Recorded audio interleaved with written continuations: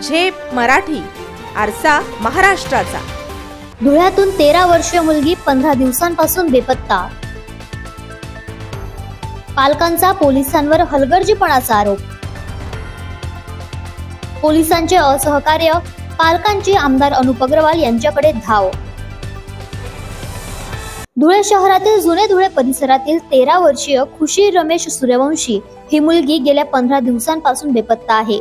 पोलिसांकडून समाधानकारक प्रतिसाद न मिळाल्याने तिच्या आईवडिलांनी थेट आमदार अनुप अग्रवाल यांच्या कार्यालयात धाव घेतली आहे। मिळालेल्या माहितीनुसार खुशी बेपत्ता झाल्यानंतर तिच्या पालकांनी आझादनगर पोलीस ठाण्यात तक्रार दाखल केली होती। मात्र 15 दिवस उलटूनही कोणतीही ठोस कारवाई न झाल्याचा आरोप पालकांनी केलाय।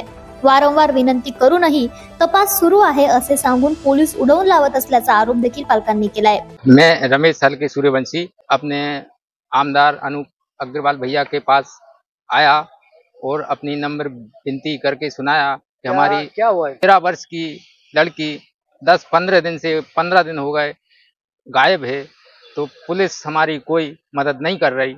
हम बार बार उनकी तरफ जा रहे हैं, कोई सुनवाई नहीं हुई हमारी। तो आज हमारे कुछ समाज के भाई मिले, उनने लेके आए वहाँ भैया अनुप अग्रवाल के यहाँ, तो वहाँ सुनाया तो उनने बोला कि बराबर सुनेंगे, अब आगे की कार्रवाई क्या होगी। हमारी विनंती ये है कि हमारी मुलगी वो लड़की हमें मिलना चाहिए। शेवटी मुलीच्या आईवडिलांनी आपल्या मुलीचा फोटो घेऊन आमदार अनुप अग्रवाल यांच्या कार्यालयात जाऊन आपली व्यथा मांडली।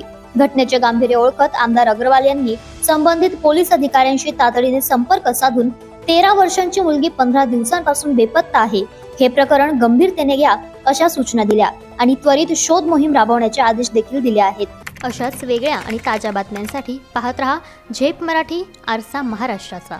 संपादक प्राध्यापक अनिल चव्हाण, धुळे।